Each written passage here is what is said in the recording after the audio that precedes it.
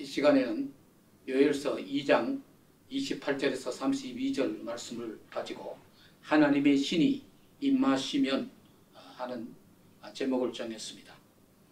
본문 요엘서의 내용은 구약시대의 오순절 예언의 글로서 유명합니다.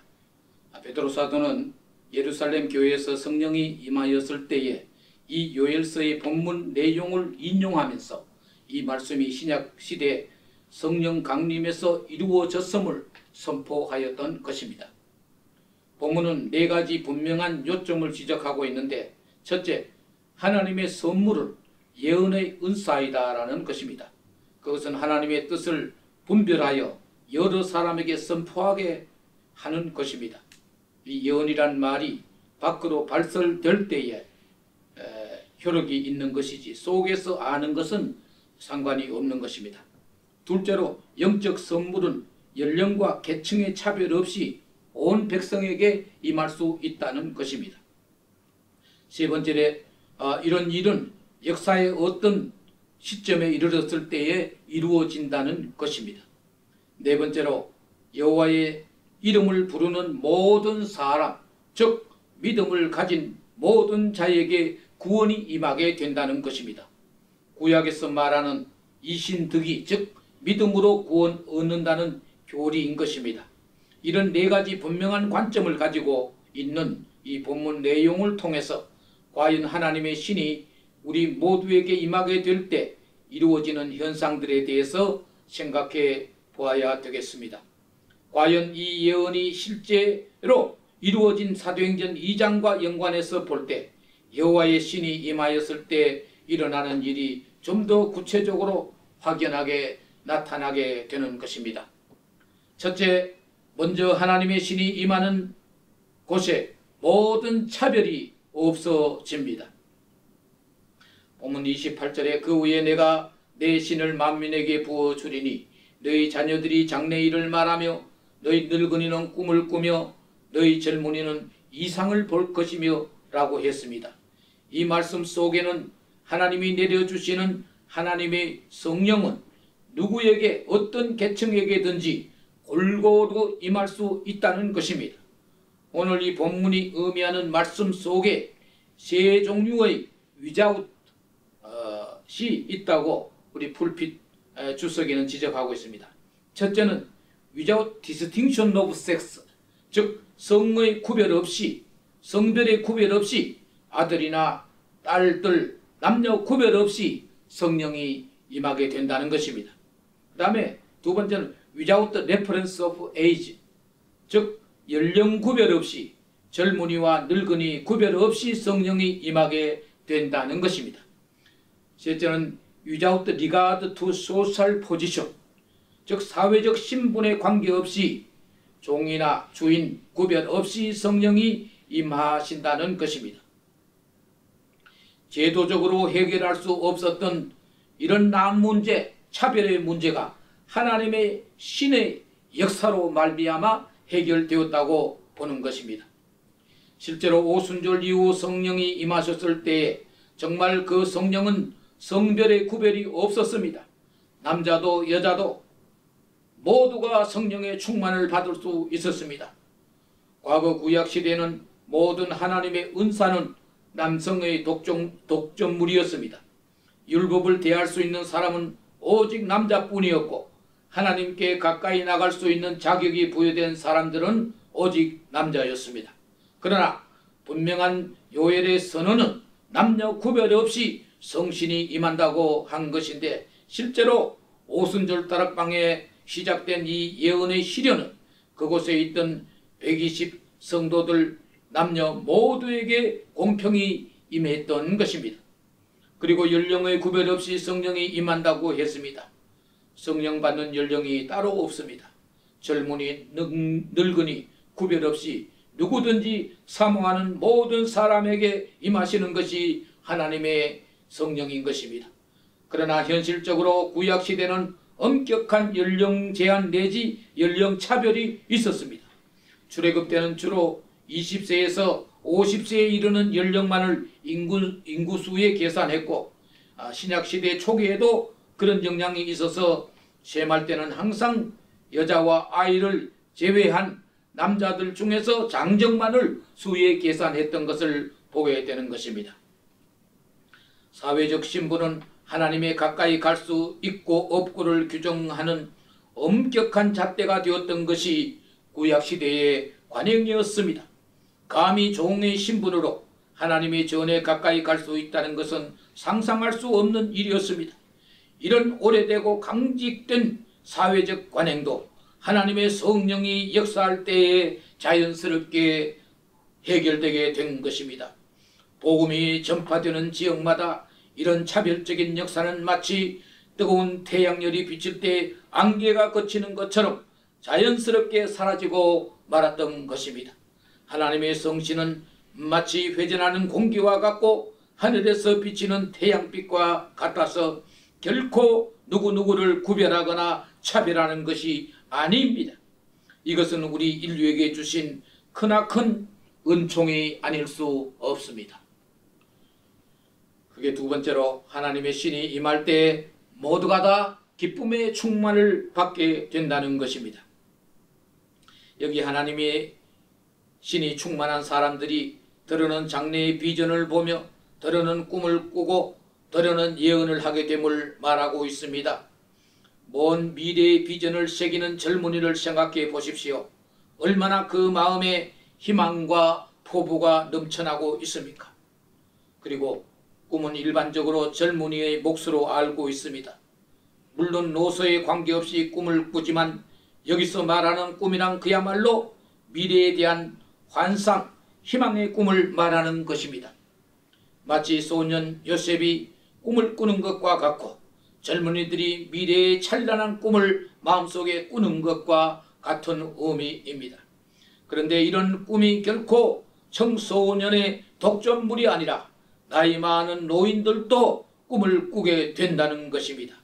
하나님의 신이 임하니 노인 연령층이 청춘의 꿈을 간직하는 변화가 찾아온 것입니다. 노인들이라고 언제나 인생의 허무나 읊조리며 슬픈 노래만 부르라는 법이 없습니다. 하나님의 신이 임하니까 노인들도 더 찬란하고 아름다운 미래를 꿈꾸게 된 것입니다. 이런 꿈을 꾸는 사람들의 마음에는 기쁨이 영광로에서 뿜어나오는 열기처럼 바깥으로 분출되고 있음을 보게 됩니다. 요엘서는 구약시대의 복음의 메시지라고 볼 수 있습니다. 복음의 다른 이름이 굿뉴스, 즉 좋은 소식인 것입니다. 이 좋은 소식을 접하는 모든 사람들의 마음에는 주체할 수 없는 기쁨이 솟아나게 되는 것입니다. 물론 사람이 살아가는 일에는 기쁜 일, 좋지 않은 일이 언제나 겹쳐서 일어나고 있지만 이런 구원의 비밀을 간직한 사람에게는 남에게 숨길 수 없는 본원적이고 근본적인 기쁨이 항상 활화사처럼 끓어오르게 된다는 것입니다. 예전에 미국의 그 몬타나주에서 어떤 그룹의 사람들이 금맥을 찾고 있었다고 합니다. 그래서 그 사람들이 참 오랜 시간 동안 금광을 찾다가 드디어 그 맥을 발견하게 되었습니다. 모두들 외쳤습니다. 이제 금맥을 찾았다. 이제 우리의 고생은 끝났다. 이제 우리는 부자가 되었다. 모두들 감격스럽게 외치고 난 후에 그들이 이제 하산하면서 서로 약속을 했습니다. 우리들 중에 이 금광을 찾았다는 얘기를 누구에게도 하면 안 된다고 굳게 약속을 하고 약속한 날짜에 그들이 다시 도착해 보니 그 찾았던 금광 주변에 수많은 사람들이 모여 있었던 것입니다. 그래서 깜짝 놀라서 아무도 말하지 말라고 했는데 누가 알렸는가 하고 원인을 찾기 시작했습니다. 그런데 아무도 말한 사람은 없었습니다. 그런데 알고 보니 그 동네 사람들이 말인즉 당신들이 우리에게 그걸 숨겼지만은 우리는 이미 알고 있었어. 당신들의 얼굴 표정 속에 그 숨은 기쁨을 우리가 발견했기 때문에 우리는 당신들이 금맥을 찾았다는 것을 알고 왔다고 했던 것입니다. 그렇습니다. 정말 기쁨의 사실을 숨길 재주가 없는 것입니다. 때로는 슬픈 일이 있을 때 슬픈 표를 내지 않으려고 하기도 하고, 기쁜 일이 있을 때 이것을 감추려고 노력하지만 이런 표정 관리가 제대로 되지 못하는 것입니다. 너무도 기쁜 일이 생기면 아무리 표정 관리를 해도 터져나오는 미소와 그 속에서 나오는 기쁨을 억제할 수가 없고 주체할 수가 없는 것입니다. 예수 그리스도를 믿고 구원의 기쁨을 간직하면, 그리고 하나님의 신을 받으면 우리 속에서부터 솟아나는 기쁨을 결코 억제할 수가 없는 것입니다. 사람들에게 일반적으로 숨길 수 없는 세 가지가 있다고 합니다. 첫째는 사람들이 가난하고 군색하면 아무리 표시 안 해주려고 해도 그 군색함을 나타내지 않을 수가 없다는 것입니다. 두 번째는 주머니 속에 넣은 송곳을 우리가 숨기기 어렵다. 주머니 속에 넣으면 그 송곳은 바로 삐져나오는 것입니다. 또 한 가지, 청춘 남녀들이 가지는 연애 감정, 이거 아무리 숨기려고 해도 숨길 수가 없다고 합니다. 그러나 제가 하나 더 붙이자면, 정말 성령 받은 사람들, 하나님의 신에 감동된 사람들의 그 영혼의 기쁨은 아무리 숨기려고 해도 숨길 수가 없는 것입니다. 사람들이 정말 기분이 좋을 때 하는 말이 신난다라는 말을 합니다. 이 언어의 근원이 어디서부터 나온지는 모르겠습니다만 저는 이 말이 맞는 말이라고 생각합니다. 하나님의 신이 임할 때 세상 사람들은 정말 신날 수밖에 없는 것입니다. 오순절 다락방은 성령 충만한 장소였을 뿐만 아니라 기쁨이 충만한 장소였음을 누구도 부인할 수 없을 것입니다. 그곳은 정말 신나는 곳이었다고 해도 과언이 아닙니다. 지워지지 않는 수심의 표정, 수많은 걱정과 근심들, 우리 모두가 일생생활을 통해서 이런 근심의 먹구름을 지우지 못해 그 모습, 그 표정을 통해서 자기도 모르게 나타내고 있는 것입니다.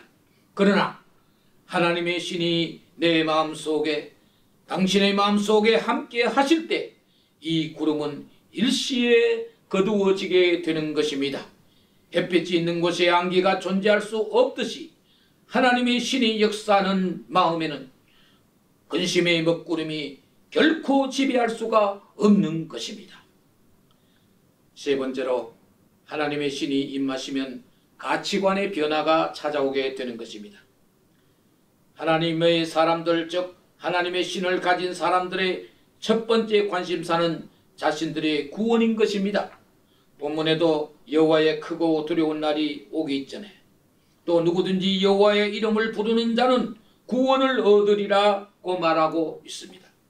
하나님의 신이 임하기 전에는 일의 우선순위를 잘 몰랐고 경중, 즉 무엇이 가볍고 무엇이 무거운지를 몰랐습니다. 그러나 이제 정말 중요한 것은 우리 인생의 구원 문제인 것입니다. 복음은 이 사실을 만방에 알게 하고 깨우쳐 주신 것입니다. 회개하라 천국이 가까웠다고 하신 말씀은 복음의 첫 번째 메시지였습니다.